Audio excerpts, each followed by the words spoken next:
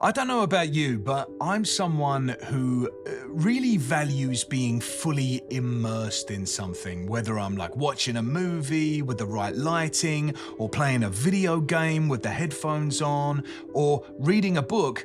I like to feel like I'm actually inhabiting that world and just being completely lost in it. I think as readers, we can be like especially susceptible to that kind of thing. We can get a little bit romantic with the way that we consume media. So, why not just lean into that? In this video, I'm going to be talking about the benefits of seasonal reading and how you can do it a little more easily. And then I'll give you a few suggestions for books to read in each of the 4 seasons to kind of get you started. So seasonal reading is something that I've really tried to embrace this year. It's you can probably tell, like I'm into the seasons. Do you know what I mean? Over here, got my little pumpkin mate over here, a couple of spiders up on the top shelf.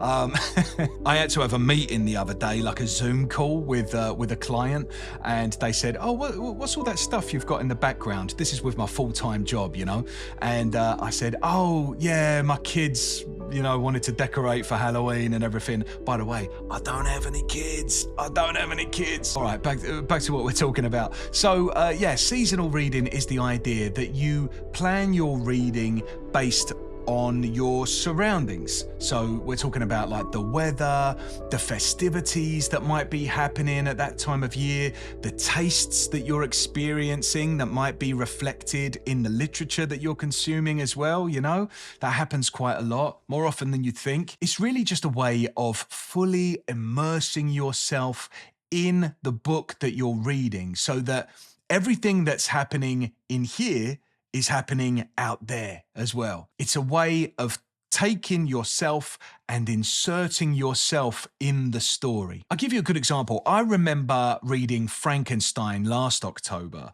and looking outside my window, and I was drinking a pumpkin spice latte, and I was seeing all the wet brown leaves outside, looking past the trees, and I was imagining that out there, Frankenstein's monster could exist. He could be roaming around in the woods out there.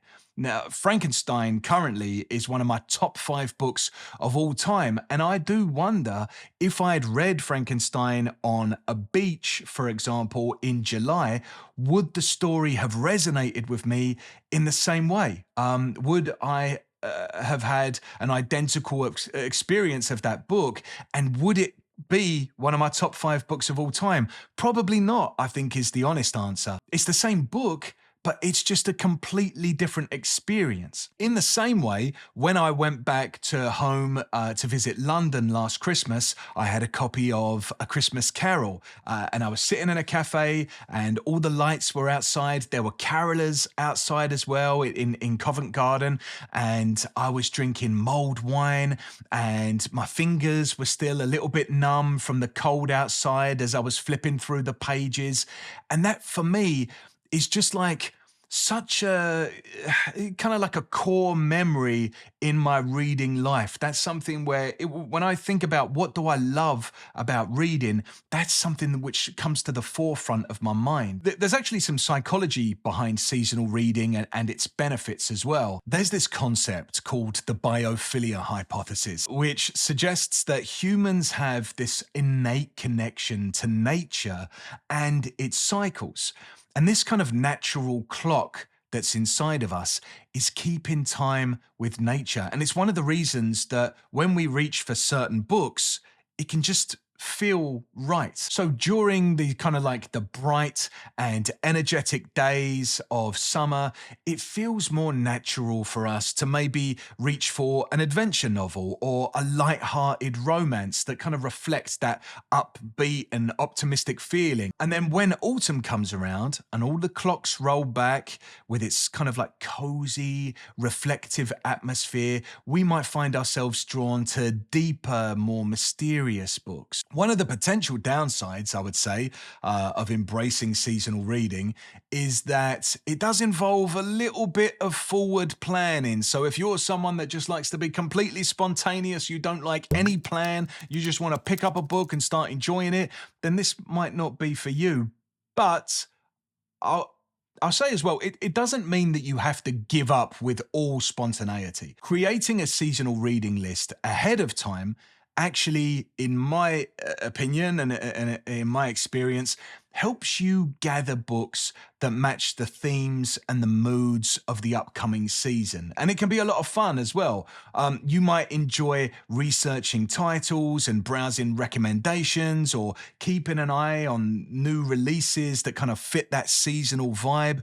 You might even, as I do, like to put aside books that you're really excited to read for later on in the year, and you kind of like save them up and you're excited about the future and getting your hands on them, you know? It feels a bit like you're sort of harvesting away books for the winter. I really enjoy that. I enjoy that analogy, actually. And these days, if you are so inclined that you'd like to plan out your reading, there's never been an easier time to be able to plan out your TBR list. You've got so many apps. You've got apps like Goodreads and Storygraph, which kind of allow you to create bookshelves dedicated to different genres or even to different times of the year. You can separate them and divide them up however you would like. You could literally have 4 bookshelves: spring, summer, autumn, winter, and every time you add a book to your wish list, you can put it onto one of these 4 categories. This doesn't always have to be by genre either. You might think that, for example, horror is best to read around Halloween in October, and that's not always the case. For example, The Shining by Stephen King, in my opinion, would be better to read in winter. And then you've got Summer of Nights by Dan Simmons. That's obviously going to be better suited to the summer. So you can basically freak yourself out all year round. Having a collection of seasonally appropriate books on hand just means that you're ready to dive into stories that resonate with the time of year whenever the mood strikes you. But planning doesn't have to stifle your kind of spontaneous reading impulses. I'll give you an example. I like to plan out seasonally, but if you've ever watched this channel before, you might know I spin a roulette wheel when I decide what I'm going to be reading for the month. So you can think of your seasonal reading list as like a flexible guideline, you know, things that you're going to be looking forward to in the future. And like most things in life, you should only really do it if it's fun. I think this can be a lot of fun for book clubs as well. So maybe you could add a seasonal element to your book clubs, pair up books with food and drinks that kind of match the tone of the book. That's always a bit of fun as well, ain't it? Anyway, speaking of which, let's get into some book recommendations. I'm going to give like 4 or 5 for each season. I'll make sure to mix up the genres as well, so that it's not all horror or fantasy or sci-fi. All right, let's get started with spring, I think. The first book which instantly comes to mind when I think of spring is A Psalm for the Wild-Built by Becky Chambers. This is a solar punk science fiction novella about a tea monk who meets a robot in a post-industrial world, and it kind of spends a lot of time on reflections on purpose and what it means to be human. This is, I think, one of the most kind and optimistic books about the future that I've ever read. Very often with sci-fi, you know yourself, things can be very dark and a little bit pessimistic. You know, humanity has fallen apart and now we're just surviving on what's left of our resources. This is the exact opposite of that. This is very optimistic, and it's a version of the future which I would just love to live in. Next up would be Pride and Prejudice by Jane Austen. I don't read that many romance novels, but of the ones that I've read, this is probably my favorite. You'll probably be familiar with this book. It's one of the most famous books of all time. It's a classic novel that follows Elizabeth Bennet as she kind of navigates high society, her upbringing, her morality, and she's seeking marriage with a suitable gentleman. It's all about the kind of like the British gentry going back to that refined time. Another great book for spring would be Circe by Madeline Miller. And this is a retelling of the Greek myth of Circe. She is the sorceress daughter of Helios, and it kind of like highlights her journey of self-discovery and the encounters that she has with all of these famous gods and also mortals.